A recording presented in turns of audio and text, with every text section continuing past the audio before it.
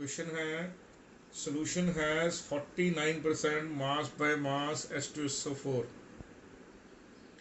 How much volume of the acid is required to prepare a solution of 5 molar 3 molar 500 ml solution? Also find the molality of the solution. तो first आपको क्या given है? आपको given है 49% मास किसका है? तो यहाँ पर सोल्यूट आपका क्या है? सोल्यूट है आपके पास H2SO4। क्लियर? अब उस सोल्यूशन की आपको डेंसिटी जो गिवन है वो है 1.4 ग्राम पर ml। तो इस डेंसिटी का आप इस्तेमाल करेंगे टू डिटरमाइन द मोलैरिटी। तो पहले आप निकालेंगे क्या? Molarity original, molarity of the original solution. तो क्या है वो? Mass percentage into density into 10 divide by molar mass of the solute. तो आप लिखिए 49 इंटू डेंसिटी इंटू 10 बाय 98। आपके पास आंसर क्या आ गया? आंसर आ गया 7। ये 7 मोलर का, इसमें से आपको कुछ वॉल्यूम, आप मान लीजिए अब ये दो सोल्यूशन है, ओरिजिनल सोल्यूशन है 7 मोलर, इसका कितना वॉल्यूम हम ट्रांसफर करें कि हमारे पास एक 500 ml का सोल्यूशन आ जाए जिसकी मोलैरिटी है 3 molar.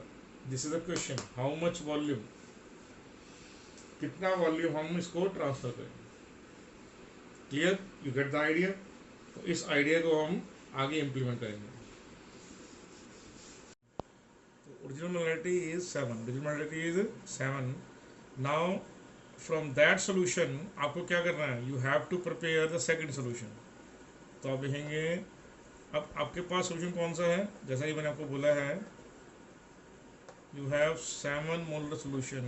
Out of that, how much volume is transferred to form a 3 molar?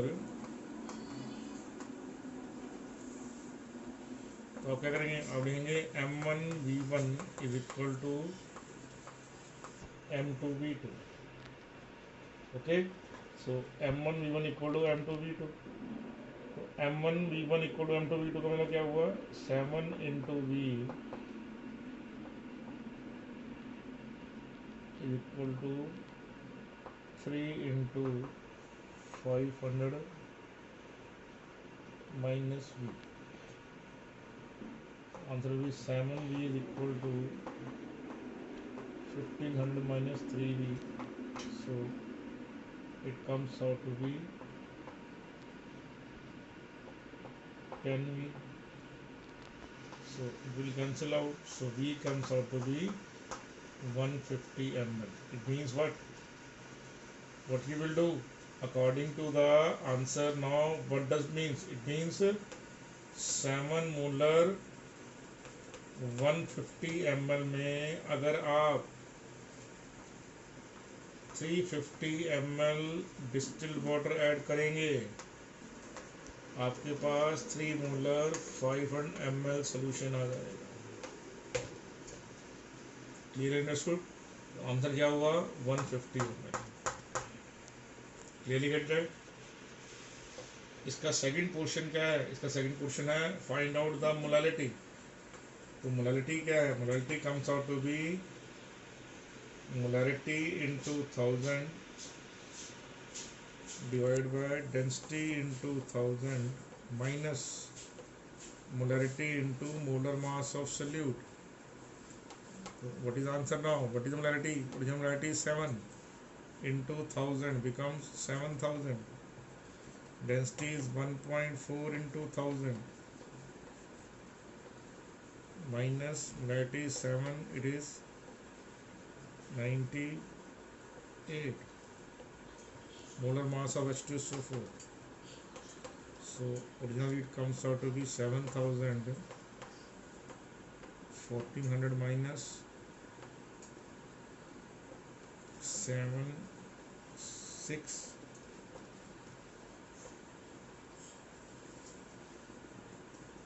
86.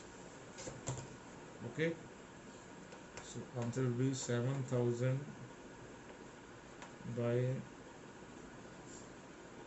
714.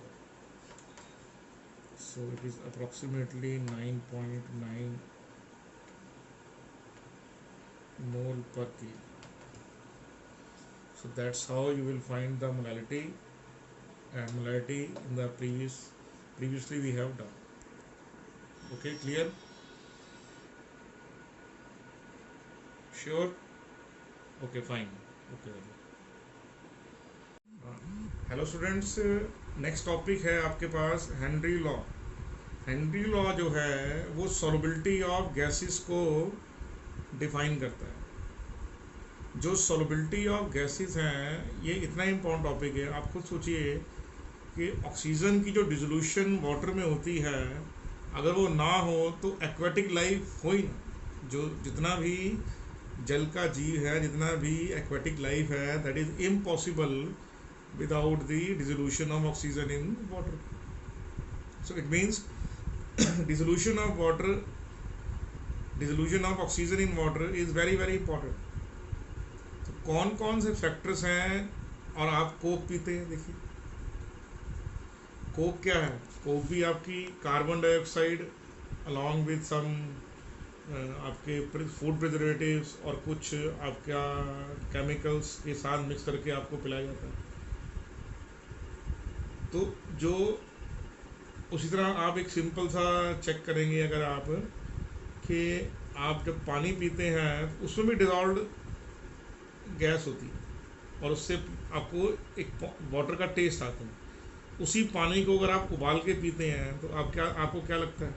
आपको पानी थोड़ा सा फीका फीका लगता है। आप उसको, जिसको आप बोलते हैं कि जो पानी है वो बिल्कुल टेस्टलेस हो गया। इसका मतलब क्या हुआ? पानी का जो टेस्ट है वो भी डिजॉल्व्ड गैसेस की वजह से होता है। तो जो डिजॉल्व्ड गैसेस हैं they give taste to the water also. ये बहुत इंपॉर्टेंट फैक्ट है। तो यह बहुत इंपॉर्टेंट फैक्ट है जो आपको देखना है। तो हेनरी लॉ को हम 1 बाय 1 देखते हैं, ठीक है जी। अरे एक मिनट, कौन कौन से फैक्टर्स हैं जो हेनरी लॉ को डिफाइन करने में आपको वैल्यूएबल एडिशन करेंगे? तो आंसर है कि पहला जो फैक्टर है जिस पर गैसेस की सॉल्युबिलिटी डिपेंड करती है वो है नेचर एंड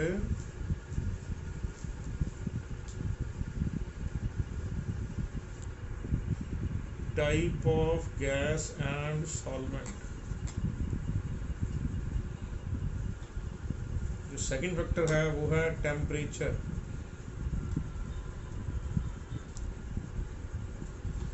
और तीसरा जो फैक्टर है वो है प्रेशर। तो जो हेनरी लॉ है वो बेसिकली प्रेशर को बेस मानकर डिफाइन किया गया है। अब पहले हम देख लेते हैं nature and type of gas. तो होगा क्या कि जो गैसेस हैं, जैसे आपके पास H2SO है, अमोनिया है, कार्बन डाइऑक्साइड है, सल्फर डाइऑक्साइड है, नाइट्रोजन डाइऑक्साइड है, they are highly soluble in water.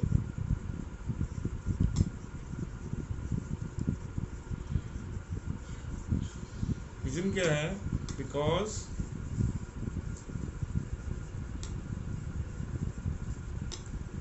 they are able to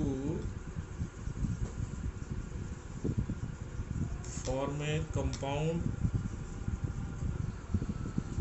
with water or tends to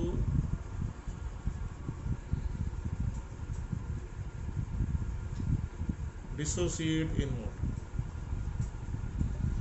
कि जो H2S है, अमोनिया है, CO2 है, SO2 है, NO2 है, ये गैसेस पानी में हाईली सॉल्युबल क्यों होती हैं? तो ये पानी में, अब देखिए इसमें क्या है, CO2 नॉन पोलर है और बाकी सब पोलर गैसेस है। लेकिन कार्बन डाइऑक्साइड और अमोनिया जो है ये पानी में, CO2 when dissolved in water forms an acid, ammonia when dissolved in water it forms base। ऐसे ही H2S क्या होता है? It is already N acid, तो ये पानी में जाकर H+ देगा। और जो SO2 है और NO2 है ये भी डिजॉल्व होकर आपको एसिड्स देंगे। एक का नाम होगा सल्फ्यूरिक एसिड, एक का नाम होगा नाइट्रस एसिड। तो इसका मीनिंग क्या हुआ? इसका मीनिंग ये हुआ कि वो सब्सटेंस, वो गैसेस ज़्यादा डिजॉल्व होंगी पानी में, जो या तो पानी में जाकर डिसोसिएट होती हैं या जो पानी के साथ मिलने के बाद कंपाउंड हो जाती हैं। और उसके अलावा क्या होगा? जैसे ऑक्सीजन है, नाइट्रोजन है, हीलियम है, हाइड्रोजन है, they are less soluble in water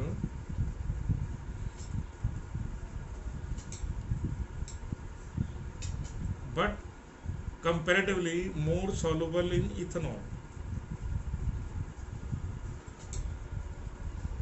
more soluble in ethanol or in polyhydroxy solvents।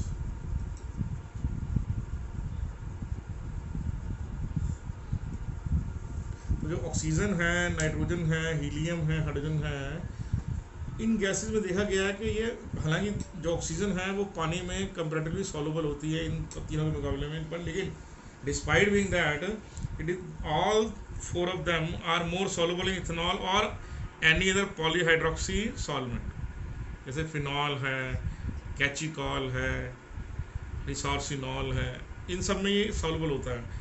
उसका एक डिफरेंट है रीज़न, वो हम बाद में डिफाइन करेंगे आपको पी ब्लॉक में जाकर, कि जो पॉलीहाइड्रोक्सी सॉल्वेंट्स हैं वो केज लाइक स्ट्रक्चर बना लेते हैं। वैसे तो वाटर भी केज लाइक स्ट्रक्चर बना लेता है, लेकिन आइस में, नॉर्मल वाटर में नहीं। आइस में जरूर हाइड्रोजन जो वाटर है वो केज लाइक स्ट्रक्चर डिफाइन बना लेता है, वेल डिफाइंड स्ट्रक्चर बना लेता है। लेकिन जो पॉलीहाइड्रोक्सी आपके पास सॉल्वेंट्स हैं, जैसे मैंने आपको रिसोर्सिनॉल बताया है, कैचिकॉल बताया है, फिनॉल्स डिफरेंट टाइप्स हैं, या इथेनॉल्स वगैरह, they are able to form cage like structure due to their hydrogen bonding. तो उसमें हो सकता है ये गैसेस आसानी से ट्रैप होती हैं। तो पी ब्लॉक में हम इनको ध्यान से दोबारा पढ़ेंगे। क्लियर? तो अब हम इसको आगे लेके चलते हैं। तो पहला क्या हो गया? Nature and type of the gas. Okay, are you sure? तो हम दोबारा से इस बात को देख लेते हैं। और एक इम्पॉर्टेंट बात और भी है, वो क्या है? जितना किसी गैस का क्रिटिकल टेम्परेचर हाई होगा, हाइयर द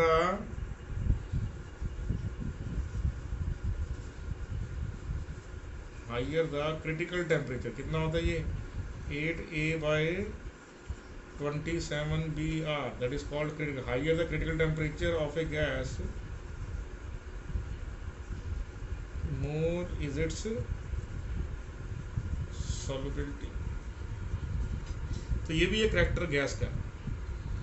तो जो गैस जितनी आसानी से, क्रिटिकल टेम्परेचर जो है वो गैस की लिक्विफिकेशन को डिफाइन करता है कि कौन सी गैस कितनी आसानी से लिक्विड बन जाती है। तो जो गैस ज़्यादा आसानी से लिक्विड बनेगी, जो गैस ज़्यादा आसानी से लिक्विड बनेगी, वो गैस ज़्यादा सॉल्युबल होगी। ये आपको पता होना चाहिए। क्लियर? आगे बढ़ते हैं इस बात को। Next is about temperature.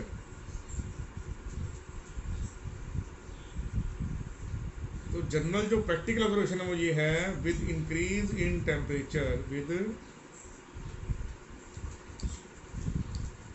Increase in temperature,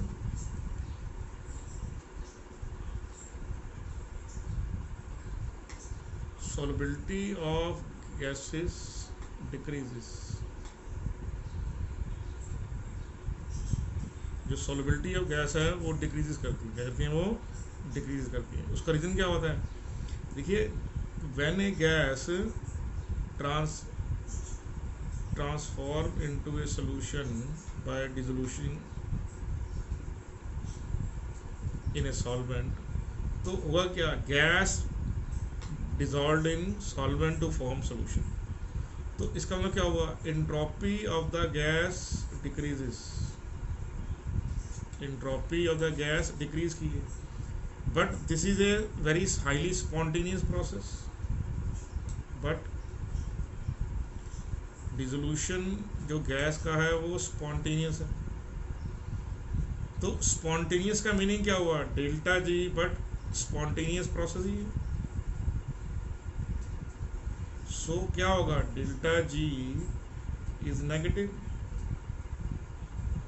तो डेल्टा जी नेगेटिव कब होगी? Delta G is negative only if what happens, so it means delta g is equal to delta h minus t delta s.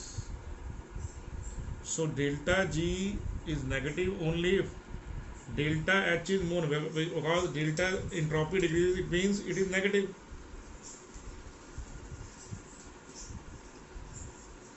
Because entropy decreases, so this negative term and this negative becomes a positive terms, but overall delta g is negative, so it means delta h must be negative.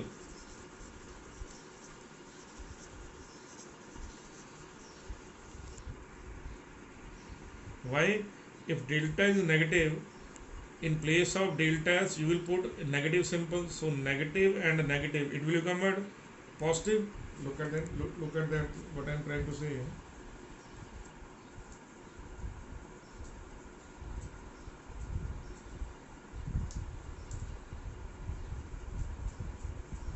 This negative become positive.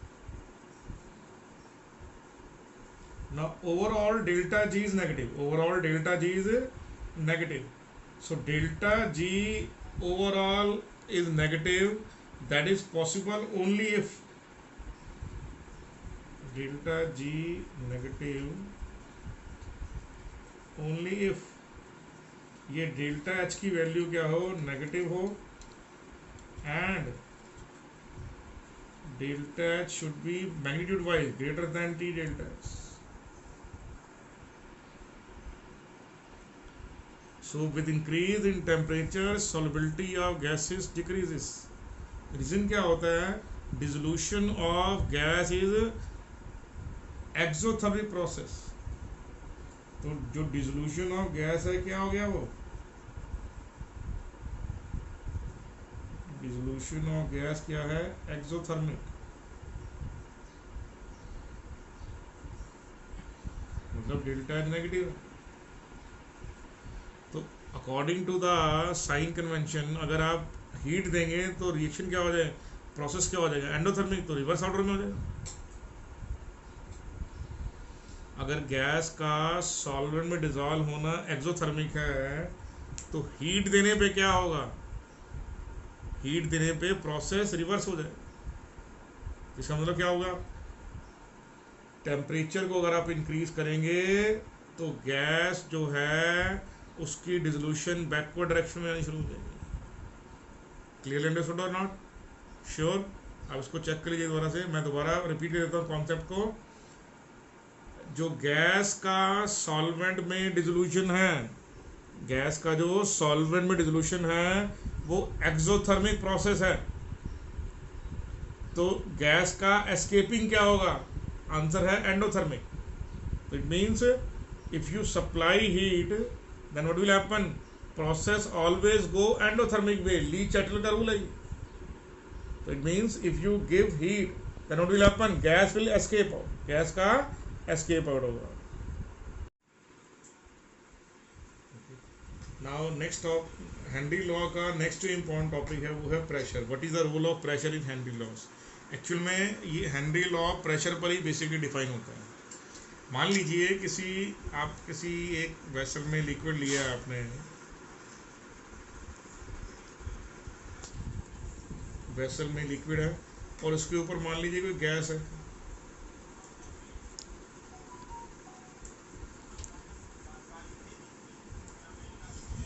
जितना ज़्यादा आप pressure लगाएंगे gases का, तो gases के molecule आपस में क्या आएंगे?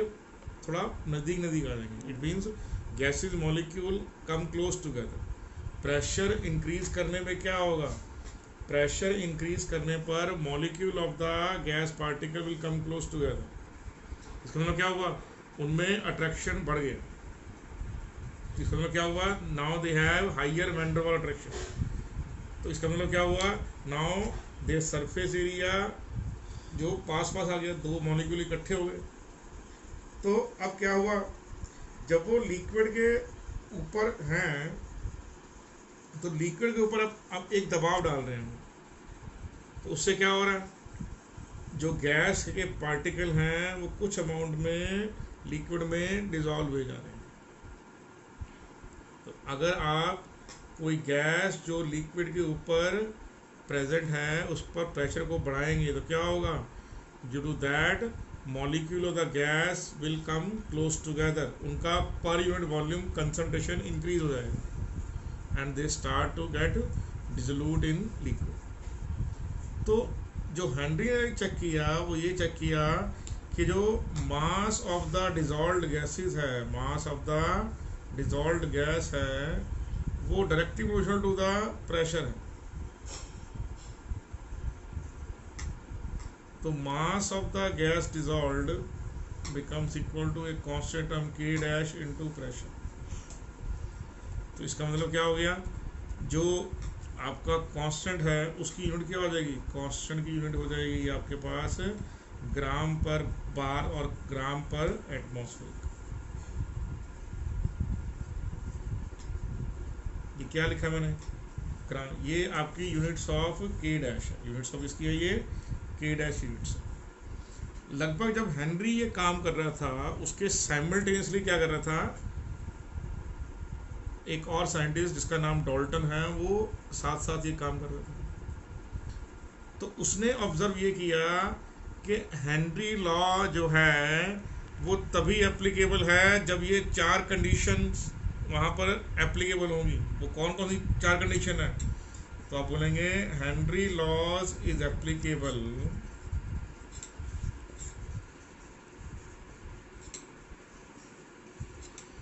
If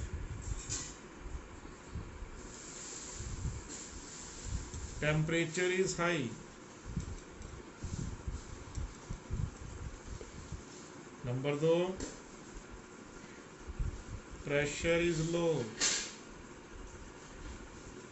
number 3 gas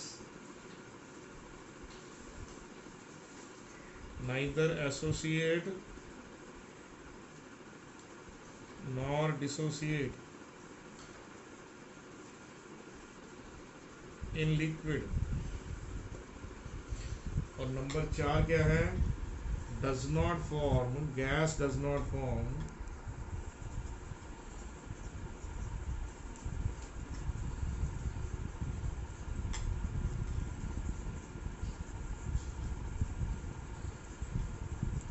compound with solvent. दोबारा बोल रहा हूँ, हेनरी लॉ कब एप्लीकेबल है, टेम्परेचर हाई हो, प्रेशर लो हो, गैस ना एसोसिएट हो ना डिसोसिएट हो, और गैस क्या हो, कंपाउंड के साथ या सॉल्वेंट के साथ कोई भी कंपाउंड फॉर्म ना करती हो। तो अगर आप चेक करेंगे ये तो बढ़िया आइडियल सिचुएशन होगी। तो हेनरी लॉ को फिर मॉडिफाई किया गया ऑन दिस पैरामीटर्स। तो जो नई डेफिनेशन है, जो प्रैक्टिकल डेफिनेशन है हेनरी लॉ की, वो क्या है, that mass of the that pressure of the gas present in a solution is directly proportional to the mole fraction of the gas। आप इसको मैं लिख कर मिटा दूंगा, इसको अगर आप इसके साथ रेट करेंगे, partial pressure of a gas proportional to और equal to mole fraction of the gas into P total. ये कौन सा रूल है बताइए, तो आंसर है डॉल्टन्स लॉ। कौन सा लॉ है, डॉल्टन लॉ कब एप्लीकेबल होता है, when gases are non reactive and present in a mixture. ये रूल कब एप्लीकेबल होता है, P partial of a gas is equal to mole fraction of gas into P total. ये कब एप्लीकेबल होता है, when in a gases mixture gases are unreactive in nature. तो बताइए जो 4 कंडीशन लिखी हुई हैं ये क्या बता रही हैं आपको, ये बता रही है कि जो गैस है वो अनरिएक्टिव है। तो जो कंडीशन डॉल्टन लॉ की है वही हेनरी लॉ पर अप्लाई कर दी गई है। तो pressure of gas proportional to क्या हो गया, mole fraction of the gas. तो अगर इसको आप साइन को हटाएंगे तो क्या आंसर आएगा, pressure of the gas is equal to KH into mole fraction of the gas. तो अगर आप चेक करेंगे यहाँ पे मोल फ्रैक्शन की कोई यूनिट नहीं होती, तो KH की वही यूनिट है जो प्रेशर ऑफ गैस की यूनिट होगी। इसका मतलब क्या हुआ, यहाँ पर जो KH की यूनिट होगी वो क्या होगी, वो होगी बार या फिर एटमॉस्फेरिक या फिर पास्कल, जो भी उसमें दे रखा है आपको। तो ये जो है एक ज़्यादा एक्सेप्टेबल फिनोमिनन है in comparison to the original definition. तो आजकल जितने भी क्वेश्चन आपको, चाहे वो एनसीईआरटी में हो चाहे वो आईआईटी मेंस में हो, वो इसी फार्मूला बेस पे आएंगे आपको कि हेनरी लॉ तभी एप्लीकेबल है जब ये चार कंडीशन सेटिस्फाई होती हैं। अगर ये चार कंडीशन में कोई कंडीशन वायलेट होती है तो आप हेनरी लॉ को वहाँ पर अप्लाई नहीं करेंगे। क्लियर? तो लेट्स इसको रिपीट कर लेते हैं। Henry law states that whenever a gas is present over a given solution or liquid, the pressure of the gas is directly proportional to the mole fraction of the gas. Clearly understood? Sure? तो Henry law के decision में क्या है आपके पास, that pressure of the gas is equal to K H into mole fraction. K H को जैसे नाम से लगा हुआ है हेनरी कांस्टेंट है, क्या ये हेनरी कांस्टेंट है किसी भी गैस के लिए। इसको हम एक्सपेरिमेंटली इसकी वैल्यू को हम फाइंड आउट कर सकते हैं। अगर आप इस ग्राफ को, अगर आप ग्राफिकली चेक करेंगे तो आपको क्या मिलेगा, जो प्रेशर ऑफ गैस है अगर मैं उसको मोल फ्रैक्शन केस प्लॉट करता हूँ तो the line passing the origin और जो स्लोप ऑफ द लाइन है वो किसके इक्वल हो गई है, वो इक्वल टू के एच के हो गई। क्लियर? तो मान लीजिए अगर मेरे पास एक ही ग्राफ में दो गैसेस के, मान लीजिए ड्रॉ किए गए लाइन, तो मान लीजिए ये गैस ए है, ये गैस बी है। तो अगर मैं आपसे पूछता हूँ भाई बताइए, ठीक है, कि which gas is more soluble, तो at the given temperature, so at constant temperature and pressure, जब दूसरे कॉन्स्टेंट कर दिया है तो क्या होगा, तो उस केस में गैस ए जो है आपके पास क्या है, gas A is more soluble than gas B. अब बोलेंगे सर कैसे हुआ, आप यहाँ पर एक लाइन, रफ लाइन लगा दीजिए यहाँ पे, या इसको हम दोबारा से ड्रॉ करते हैं, मान लीजिए यहाँ पे दोबारा से, तो जिस, और आप बोल सकते हैं के H A is less than के एच बी। मैं इसी ग्राफ को दोबारा से यहाँ पे ड्रॉ कर रहा हूँ ताकि आपको समझ आए मेरी बात। देखिए ये थीटा है और ये अल्फा है। Angle x axis called is inclination, और उसकी जो टेंथ की वैल्यू को बोलते हैं स्लोप। मान लीजिए ये अल्फा है और ये थीटा है, ठीक है ना। तो ये इंक्लेशन के जो एंगल हैं उसको 10 में कन्वर्ट कर लीजिए तो आपके पास स्लोप ऑफ द लाइन आ गया, ठीक है। तो ये गैस ए है, ये गैस बी है,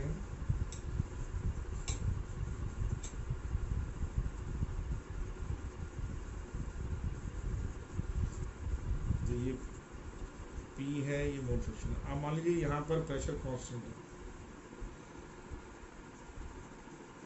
आपने कॉर्नर प्रेशर पे एक लाइन ऐसे ड्रॉ कर दी। अब ये यहाँ पे कट कर रही है गैस बी को और यहाँ पे कट कर रही है गैस ए को।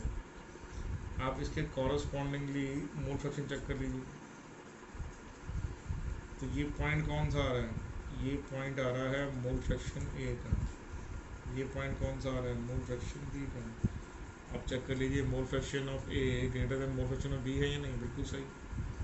इट मीन्स जितना स्लोप का लाइन लेस होगा, जितना स्लोप का वैल्यू कम होगा उतना सॉल्युबिलिटी हाई होगा। तो इसका मतलब क्या हुआ कि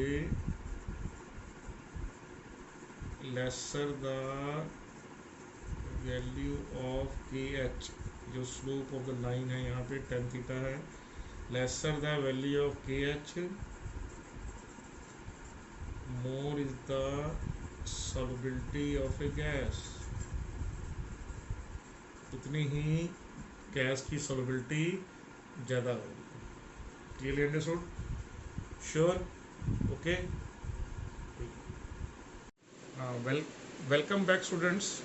Today we will discuss a few problems on Henry laws and Raoult's law. Now, what is the first problem given to you? First problem is in-text question 2.6. The question asked is, what is thus if the solubility of H2S in water at STP is 0.195 mol, what is the Henry law constant in this case? So if we proceed in such a way, first we have to determine what is STP means. STP means pressure in this case is 987 atmospheric, or you can say it is 1 bar. So whether it has been asked in STP, in atmospheric or bar, you have to take into account. Okay, so STP means either it is 0.987 atmospheric or 1 bar, or it is 10 power 5 Pascal. Second thing, 0.195 mol. It means what? It means 0.195 moles of H2S in 1000 gram of water. So it means this value is NB. And what is NA equal to? NA would be 1000 by 18. Okay, so you will follow the rule. Pressure of the gas is equal to Henry law constant into mole fraction of the gas. KH you have to find out. Mole fraction already known to you, and pressure is either 1 bar. So KH will be equal to what? NB is what? NB is 0.195 divided by 0.195, that is number of moles of B plus number of moles of A. 1000 by 18 comes out to be 55.555.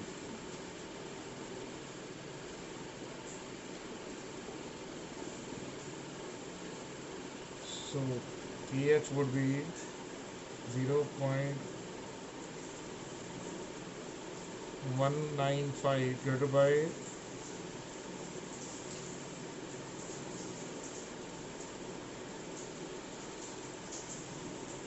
55.75, 1 bar. So KH would be 55.75 divided by 0.195. It comes out to be how much? Start. 285.897 bar. If you want to convert this into atmospheric, you divide by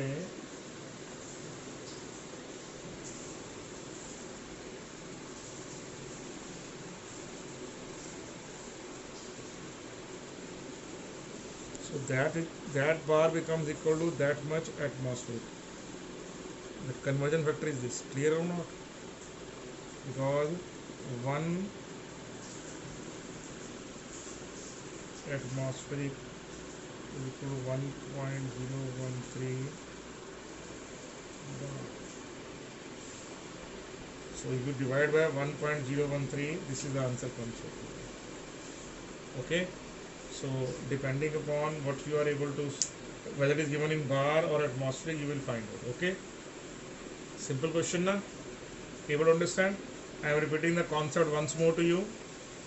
You have to find out solubility, KH of the H2S gas, which when dissolved in water gives you 0.195 molality. you will put this value in this respective equation, because 0.195 molal means what? That many moles are present in 1 kg of water. So you just convert the various factor and put them in the required places, and by cross multiplying you are able to get the answer. Sure? Fine. Okay.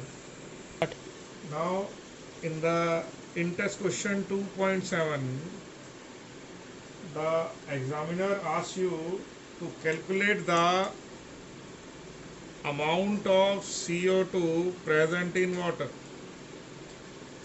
In the next question, the examiner asks you to find out the mass of CO2 present in water if 500 ml of carbonated water, means Coke type or Pepsi type things is given to you. So taken water of density 1, 500 ml is nearly equal to 500 gram. These two values are being given in the question. One is Henry law constant for CO2 and last is pressure. Now if you see this question, value of kx is given in Pascal, while value of pressure is given in of the gas given in atmospheric. So you can do one thing. Since 1 atmospheric is equal to 1.013 into 10 power 5 Pascal, so either you convert atmospheric into Pascal or you convert Pascal into atmospheric depending upon your choice. तो आपकी अपनी मर्जी है, आप atmospheric को pascal में करते हैं या पास्कल को एटमॉस्फेरिक में, एंड आंसर में कोई फ़र्क पड़ने वाला नहीं है उससे, क्लियरली। तो जैसा आप लगेगा वैसे आप कर देंगे। तो मान लीजिए हमारे पास है, देखिए मान लीजिए प्रेशर की वैल्यू है 2.5 इंटू 1.013 इंटू 10 पावर 5 पास्कल कर दीजिए। उससे क्या आएगा प्रेशर का आंसर? तो प्रेशर का आंसर आएगा 2.5325 इंटू 10 पावर 5 पास्कल। अब आप इसको वैल्यू को पुट कीजिए। Pressure of the gas equal to Henry law constant into mole fraction of the gas. तो प्रेशर ऑफ गैस क्या आ रहा है? 2.5325 इंटू 10 पावर 5। एच की वैल्यू क्या है? 1.67 इंटू 10 पावर 8। फिर उसके बाद क्या है? Number of moles of CO2, because mole fraction की वैल्यू होगी, divide by number of moles of CO2 plus number of moles of H2O। आप इसको अगर चेक करेंगे तो आंसर क्या आएगा? 10 पावर -3, क्योंकि जब ये नीचे जाएगा 5 को जब 8 से डिवाइड करेंगे, 5 - 8 कितना आंसर आ जाएगा आपके पास? -3। आई रिपीटिंग वंस मोर, यहाँ पे 10 पावर 5 है, यहाँ 10 पावर 8 है, यू डिवाइड इट, तो 10 power 5 when 8 will come forward upward it becomes -3, so it is 2.5325 divided by 1.67 and CO2 by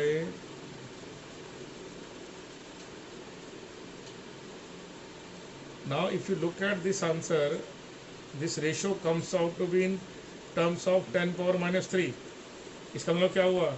The number of moles of NaC2O है, they can be neglected। जो number of moles of CO2 हैं बहुत कम है। कैसे मालूम पड़ा हमें ये बात? इसके आंसर से हम इसको नेग्लेक्ट करेंगे, यानी इसको नेग्लेक्ट कर देंगे, तो हमारे पास आंसर क्या आएगा?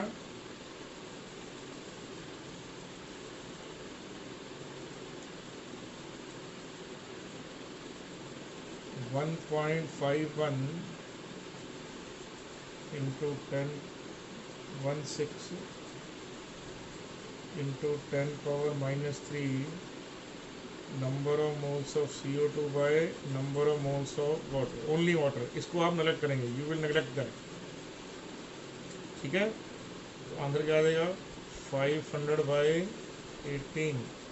आप इसको क्रॉस मल्टीप्लाई कीजिए, जैसे ही आप इसको क्रॉस मल्टीप्लाई करेंगे आंसर आएगा 1.5816 इंटू 10⁻³ इंटू 500/18। ये क्या आंसर आया? Number of moles of CO2। तो जैसे ही आपके पास number of moles of CO2 answer आया,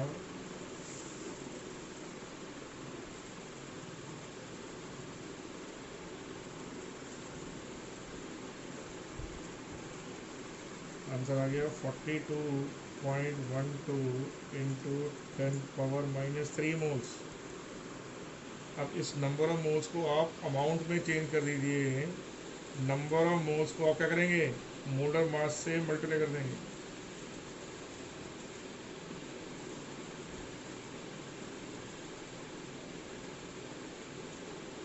तो आपने नंबर ऑफ मोल्स को मोलर मास से मल्टीप्लाई कर दिया, तो क्या आंसर आएगा आपके पास?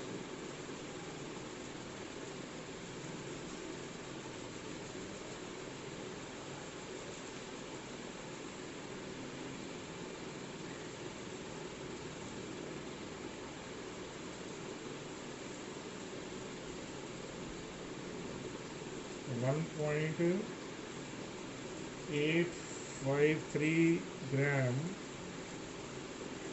आपके पास आ गया mass of CO2 dissolve, mass of CO2 dissolve. Clear understood? तो आप दोबारा से क्वेश्चन को ध्यान से समझिए। क्वेश्चन में what is given to you?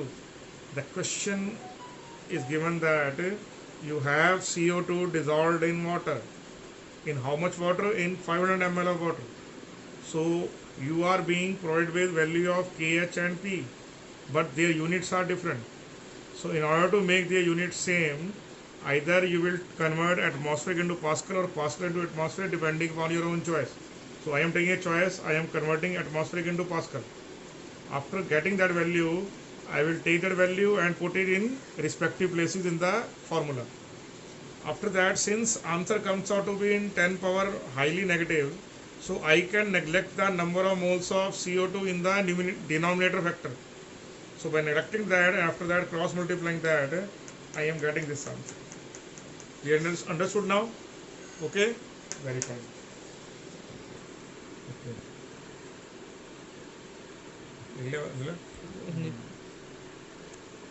Okay, vapor pressure is very important topic in this chapter, because vapor pressure is now going to play his role or its role in each and every topic we are now going to discuss, whether it is Raoult's law, whether it is relative lowering of vapor pressure, whether हमारा next topic होगा about the vapour pressure. Vapour pressure बहुत important topic है, because in colligative properties next जितने भी आपके आने वाले topics हैं, like Raoult's law, relative lowering of vapour pressure, Raoult's law, positive and negative deviations, elevation in boiling point, depression in freezing point, osmotic pressure. In all those properties, the major, you can say, basic point is vapor pressure. That what would happen in all these properties to vapor pressure. So vapor pressure is very important.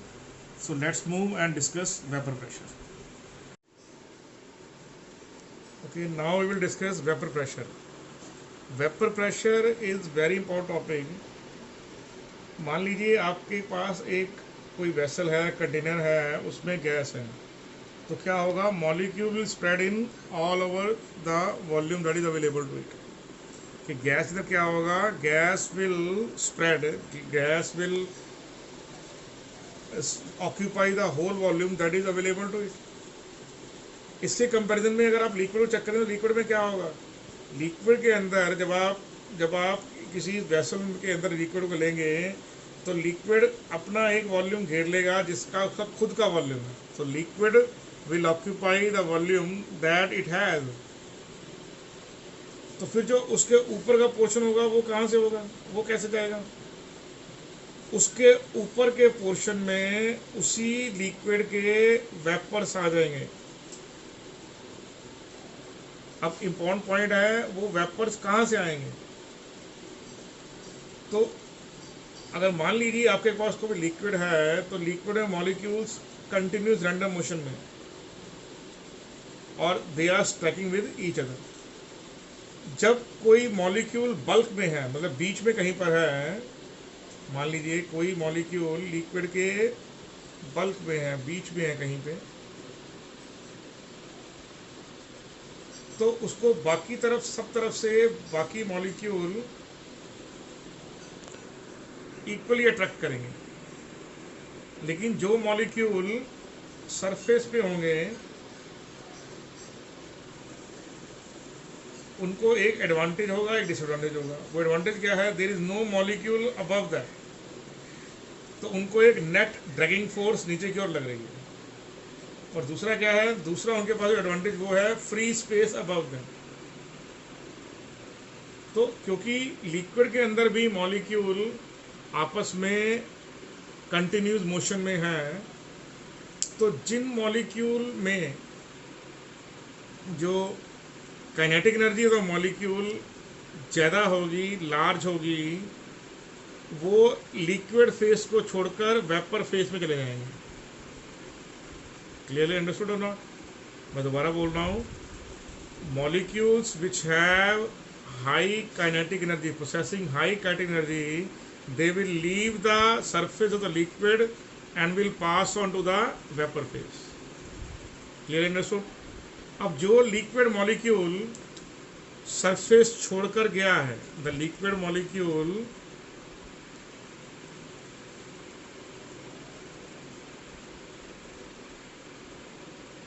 जो left कर गया है, जो चले गया है, वो क्या कर रहा है?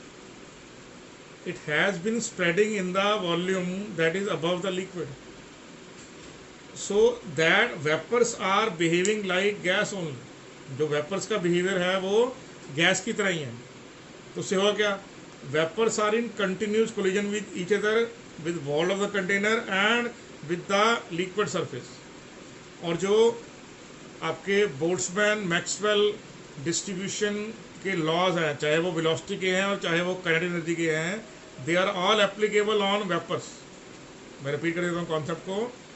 The molecule which have left the liquid and transform into vapours, वो गैस के मॉलिक्यूल की तरह ही बिहेव करते हैं, और वो जो मॉलिक्यूल हैं वो मैक्सवेल लॉ को फॉलो करते हैं। तो लॉ में क्या होता है? That different fraction of the molecules will have different kinetic energy and have different velocities. तो उस पर्टिकुलर पॉइंट को लेके हम आगे बढ़ते हैं। तब जब वो मॉलिक्यूल आपस में कंटिन्यूस रैंडम मोशन में है and striking with the wall of the container है and with the liquid surface है, तो क्या होगा? तो जो मॉलिक्यूल में एनर्जी बहुत हाई होगी वो वॉल ऑफ कंटेनर से और wall of the liquid surface से टकराएंगे और बाउंस बैक हो जाएंगे। लेकिन कुछ जो वेपर्स के मॉलिक्यूल हैं जिनमें एनर्जी लो होगी, वो दोबारा से कंडेंस होके लिक्विड फेज में बन जाएंगे। क्लियरली अंडरस्टूड और नॉट? अब उस पर्टिकुलर पॉइंट पर हमें एक चीज सोचनी है, वो क्या है? वो है vapour pressure is the pressure. Vapor pressure is the pressure applied by the vapor over the liquid surface when they are just about to condense. जो वेपर का प्रेशर है एक ऐसा प्रेशर है जो वेपर लगा रहा है किसके ऊपर? लिक्विड की सरफेस पे। जब वो जस्ट वापस लिक्विड बनने वाला है, मैं दोबारा बोल रहा हूं, vapour pressure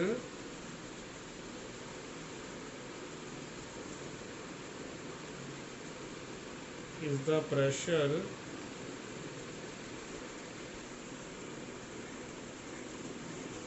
exerted by vapors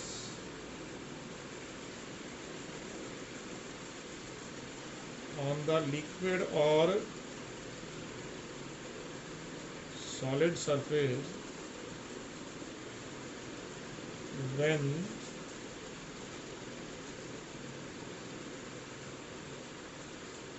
they are just about to condense, जब वो वापस लिक्विड बनने वाले हैं, कंडेंस मतलब वापस, ठीक है।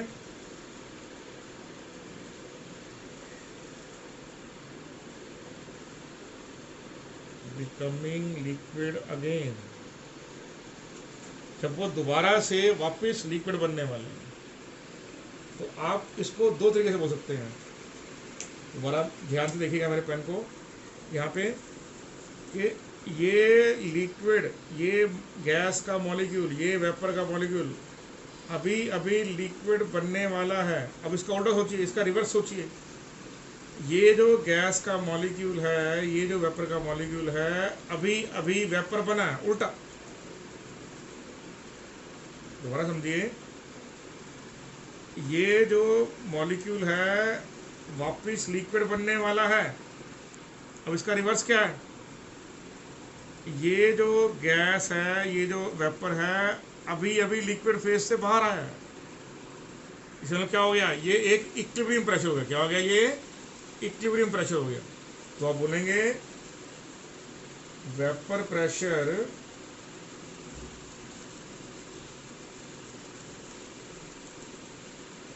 is an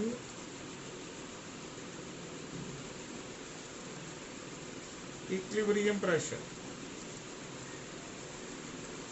जो वेपर प्रेशर है क्या बेटे, वो एक इक्विलिब्रियम प्रेशर है। जब क्या हो रहा है, जब वेपर और लिक्विड आपस में इंटर कन्वर्टेशन चल रहे हैं, इंटर कन्वर्टेशन हो रही है, जब उनका रेट क्या है, इक्वल हो रहा है, जितने मॉलिक्यूल क्या कर रहे हैं, तो इसका मतलब क्या हो गया, जो वेपर प्रेशर है उसको आप बोल सकते हैं मैक्सिमम पार्शियल प्रेशर आल्सो। क्या बोल सकते हैं आप, दो चीज़ें आपको समझनी है यहाँ पे। वेपर प्रेशर एक इक्विलिब्रियम पर प्रेशर है, और वेपर प्रेशर जो है वो मैक्सिमम पार्शियल प्रेशर है। Clear and short, sure. हाँ जी, अब मान लीजिए यहाँ पर एक बहुत बड़ा एक कंटेनर है जिसमें एयर है या खाली है, उसको हमने एक लिड से ढका हुआ है, and it is attach to a mercury column. तो मरकरी कॉलम के एक एंड को हमने ओपन किया हुआ है। तो आप चेक कीजिएगा, तो दोनों कॉलम के अंदर आपकी हाइट सेम है।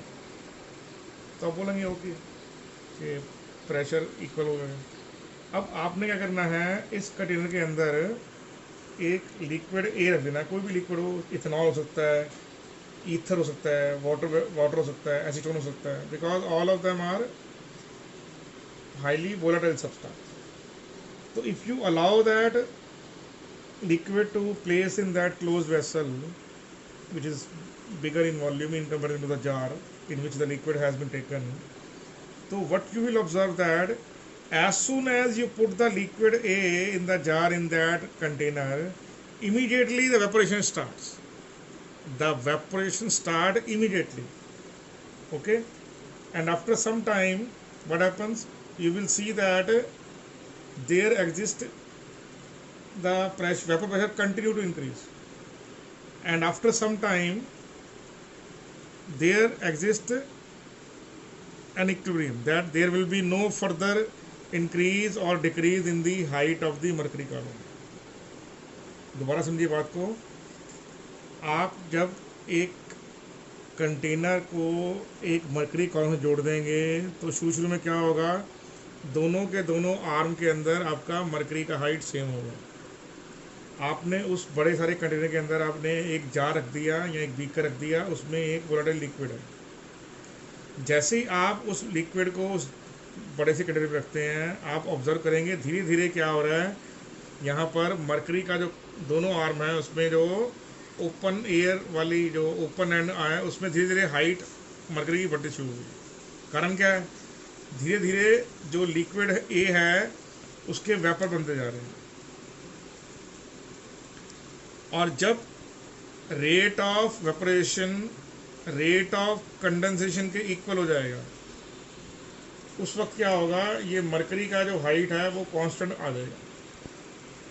तो जो डिफरेंस इन हाइट है दोनों के अंदर, वो आपको क्या दे देगी, वो आपको उस पर्टिकुलर लिक्विड का वेपर प्रेशर दे देगी। रो होगा density of the mercury, height उसका कॉलम होगा, और एक्सेलरेशन ड्यू टू ग्रेविटी। तो आपके पास क्या होगा, आपके पास होगा यहाँ पर pressure, vapour pressure of that particular liquid at that particular temperature. अगर आप टेम्परेचर को T1 कर देंगे तो ये हाइट चेंज हो जाएगी, टेम्परेचर को T2 कर देंगे हाइट चेंज हो जाएगी। क्यों? For every temperature there is a particular vapour pressure exist for the vapour of the given liquid. तो आप बोल सकते हैं यहाँ पे वेपर प्रेशर एक इक्विलिब्रियम प्रेशर है, vapour pressure maximum partial pressure है, और उस कंपोनेंट का जिसकी बात हो रही है, और उस टेम्परेचर पे पर्टिकुलर टेम्परेचर पे vapour pressure is also the maximum partial pressure at that particular temperature. और तीसरी इंपॉर्टेंट बात क्या आपने सीखी है, at any given temperature liquid vapour equilibrium तभी करेगा, लिक्विड और वेपर के बीच में इक्विलिब्रियम तभी होगा जब अप्लाइड प्रेशर वेपर प्रेशर होगा। मान लीजिए applied pressure greater than vapour pressure है तो क्या होगा, तो कंडेंसेशन होगी। ठीक है जी, clear. Applied pressure less than vapour है तो क्या होगा, इवेपोरेशन होगी। और दोनों इक्वल होने तो क्या होगा, इक्विलिब्रियम। क्या होगा, ये इक्विलिब्रियम। ये हल्का हल्के से पॉइंट आपको यहाँ पर चेक करने हैं। ये 3 पर्टिकुलर पॉइंट है, you should keep in your mind. Clear. उसके बाद हम नेक्स्ट पॉइंट चेक करेंगे, वो क्या है, वो कौन कौन से फैक्टर्स हैं, factors affecting vapour pressure, factors affecting vapour pressure. हाँ, in case of we are discussing now factors affecting the vapor pressure. There are 5 different factors on which vapor pressure depends. Now vapor pressure in case of pure liquid and in case of solution, 2 different scenario we will going to discuss. जैसे intermolecular attractive forces हैं, तो pure liquid में ये matter करेंगी तो दोनों में yes आएगा। Okay, that intermolecular attraction matters both in pure liquid as well as in solution. Next है temperature, yes, दोनों में yes आएगा। That in pure liquid and solution in both cases the vapor pressure will depend upon surface area. In case of pure liquid the vapor pressure does not depend upon surface area, but in case of solution the vapor pressure depends upon surface area. The amount and nature of solute, you will say nature, composition means amount. Next is the solute. Since it is a pure liquid, so no question of regarding that. The nature of solute plays very important role in the vapor pressure of the solution, and how much amount means what is the composition, what is the amount of various types of solute particles present in the particular solution. So that also determines the vapor pressure of the particular solution. So you have to need to understand that in case of pure liquid, so we confined our study only to these 2 factors now, that in case of pure liquids the vapor pressure depends upon intermolecular forces and on the temperature. Clearly understood? Why it does not depend upon surface area? In the last topic what we have discussed, that vapor pressure is an equilibrium pressure. So in case of pure liquid, the surface area that is available for vaporization and surface area that is available for condensation is same. In a pure liquid surface, if the vapors are present over liquid surface, then what will happen? The area available for vaporization and area available for condensation is same. So in case of pure liquid, surface area does not matter. Are you sure about that? but in case of solution it does matter. Are you okay with that? So when we discuss solution, we will discuss that. Since now we are discussing pure liquid, so first I will discuss only these two factors, that is intermolecular attraction forces and temperature. Okay. Sir. First we will discuss intermolecular attraction. Now consider the case of ethanol and dimethyl ether.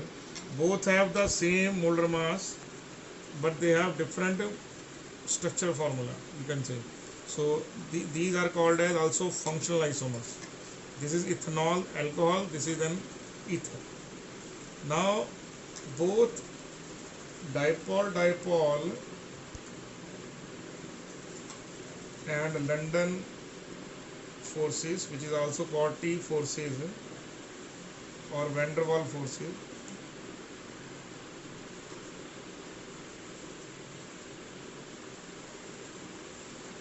are present in dimethyl ether and in case of ethanol both.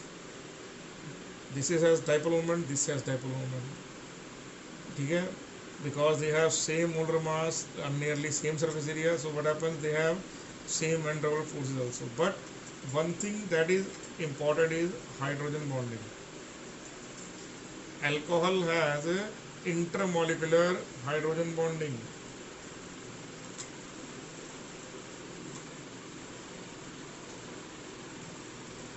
But in case of ether, there is no intermolecular hydrogen bonding. So what will happen? It means intermolecular forces or associated forces,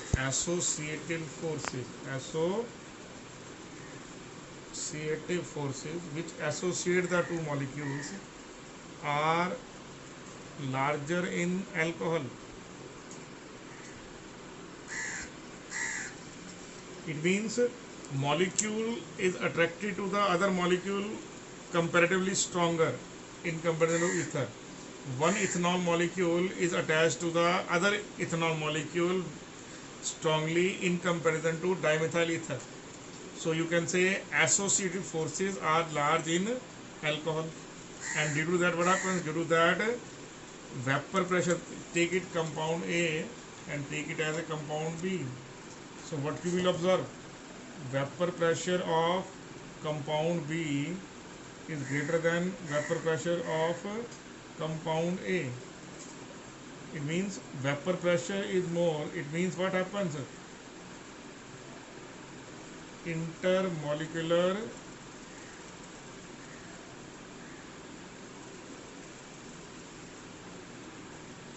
forces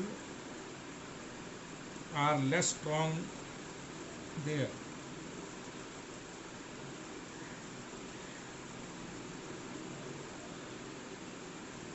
So the compound which have stronger intermolecular forces will have less vapor pressure, and the compound which have weaker intermolecular forces, its vapor pressure is higher. So you can say that if associated forces are weak, then vapor pressure will be large. I am repeating once more. So intermolecular attraction and vapor pressures are inversely related. What about boiling point? Boiling point of A is greater than boiling point of B. So from this particular situation, what can you say? Intermolecular attractive forces proportional to boiling point but inverse to vapor pressure. Intermolecular forces, if more, then boiling point will be more. If intermolecular forces are more, it means vapor pressure will be less. Are you okay with that? Okay. Next we are going to discuss temperature. Now let's move now. Take one more case. Hydrogen bonding in water and hydrogen bonding in ethanol. Now everyone knows that water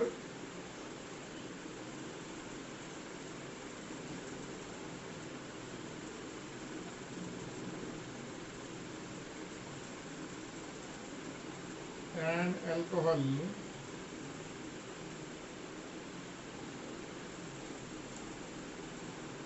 both are able to show intermolecular hydrogen bonding.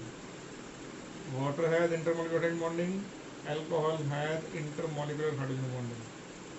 But hydrogen bonding is greater in case of water in comparison to alcohol. So it means associative forces are greater in case of water. So the compound which has greater associative forces will have lesser vapor pressure, and due to that it will have larger boiling point also. Why? The temperature at which the vapor pressure of the liquid becomes equal to external atmospheric pressure is called boiling temperature of that liquid or solution. Normal boiling point of water is 100 degrees Celsius. Why I written normal? Because it is 1 atmospheric pressure. Standard, because for standard pressure unit is bar. So if someone asks you what is normal boiling point of water, answer is 100 degrees Celsius or 373 Kelvin. But what is standard boiling point of water? That is 99.6 when the pressure is 1 bar. Normal when pressure is 1 atmospheric. So these things you have to keep in your mind. Okay? Sure? Now let's move forward. Next factor is about temperature. Now temperature is what? Temperature you can say is the energy in transition. Okay? Temperature, it flows from a hotter body to a colder body. Temperature is a form of, you can say, energy. Okay? So when you provide temperature to a given liquid, what will happen? On increasing, now we will discuss the topic vapor pressure and temperature. Temperature plays a very vital part in the evaporation process. The reason being that temperature means it is the heat in transition. You can say that heat will flow from a higher temperature to a lower temperature. So it is the energy in transition or heat in transition. Clearness understood now? So on increasing temperature,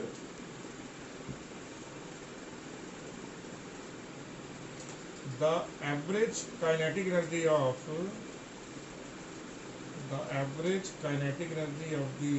molecules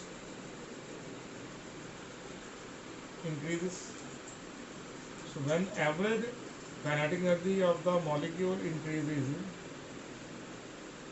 it means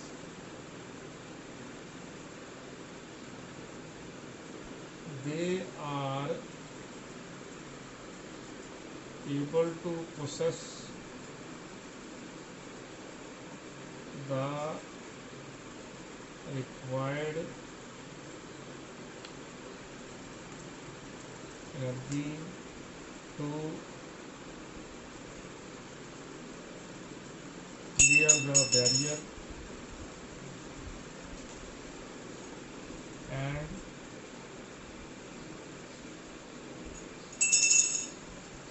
liquid molecules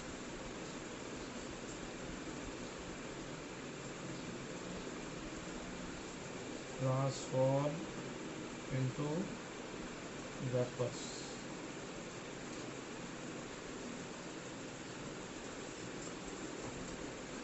When you provide temperature, the average kinetic energy of the molecule will increase. So it means now it possesses the adequate energy so that it can able to transform into vapor phase. Why? Because temperature is providing two things to it. Number one, the energy to cross the barrier from liquid to vapor state, and then allow the molecules of the vapors to expand in the volume that is freely available over the liquid surface. So you can say three things are happening when we increase the temperature.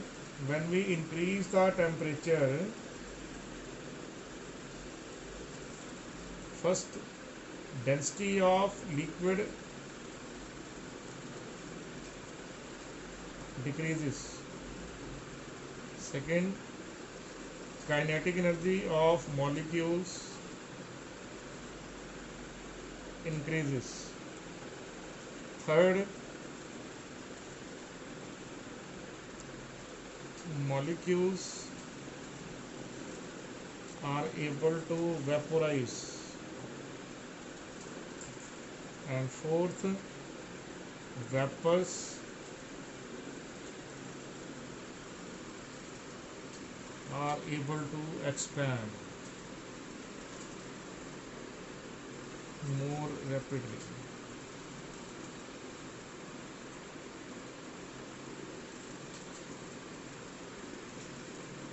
Even if you are not giving enough temperature, still they will move and expand. But if you are providing temperature, then the expansion will be faster. Rate of reaction becomes fast.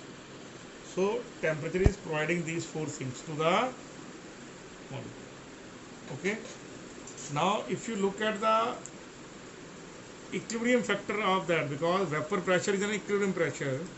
So let us suppose A in the liquid state transforming into A into vapor state or gaseous state, then what is the value of Kp depends upon? The Kp value will depend upon pressure of A. Okay, what is that? Pressure of component A.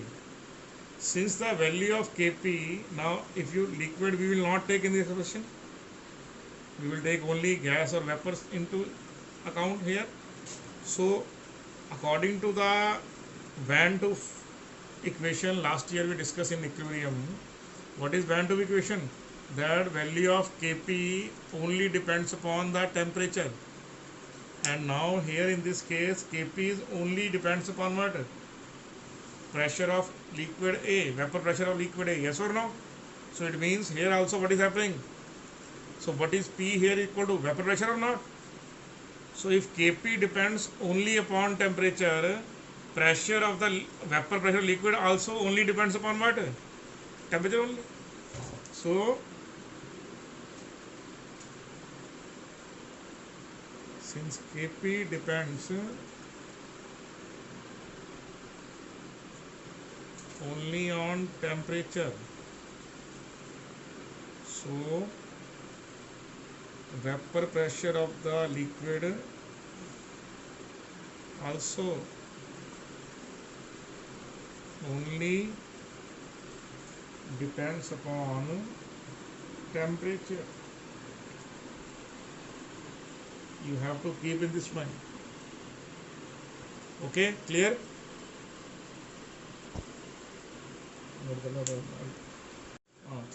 Clausius-Clapeyron equation gives us idea about the temperature dependence of the vapor pressure. The equation is what? Derivative of log of vapor pressure divided by change in temperature is equal to enthalpy of evaporation. In the last video we have discussed that Kp is equal to partial pressure of the gas. Now it means since Kp depends upon temperature, P should also only depends upon temperature. Now Clausius-Clapeyron equation gives us the real issue that how vapor pressure is directly proportional to the temperature. Now the equation is differentiation of log natural law of vapor pressure divided by change in temperature is equal to enthalpy of evaporation divided by RT square. When we apply integral to both sides by taking into account the lower and upper limit P1, P2 at T1, T2, it means at T1 vapor pressure is P1, at T2 vapor pressure is P2. Then when we solve that, derivative and integral will cancel out each other. So you will get log P lower and upper limit. That T square, it goes upward in the numerator form. So plus 2 becomes minus 2. And the integration you add up and solve like that. So integration of dt by t square comes out to be minus 1 by t. So lower limit is t1, upper limit is t2. After that you put these limits in the answers.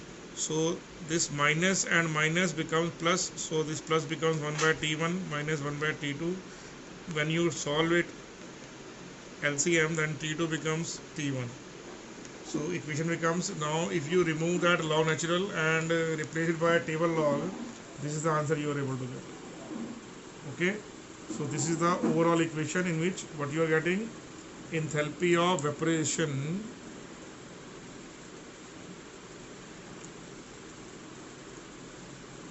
divided by 2.303 into R T2 minus T1 by T1 T2. If I take, without taking the limit, if I solve it, the answer comes out to be here. Now if I do not put limits here, the derivative will cancel out this, answer will be log p, and if I do not put the lower limit, upper limit, the answer will be like that. So constant term will be there. So if I plot log p versus 1 by t, it is y-axis, it is 1 by t is x-axis, then the slope will be a negative slope. So if 1 by t increases, means t decreases, then it will be a negative slope. It indicates what? It indicates that vapor pressure versus temperature, the graph will be an exponential graph. So vapor pressure increases exponentially with the increase in temperature. I am repeating once more, vapor pressure increases exponentially with increase in temperature. This is very, very important, these two equations, so you should keep into your mind. Okay. Hello students, तो आपको ये formula तो पता ही होगा कि जो pressure of solution है, vapour pressure of solution, वो होता है P naught A into mole fraction of A plus P naught B into mole fraction of B के इक्वल होता है, एंड उसको कहते हैं P S is equal to P A plus P B.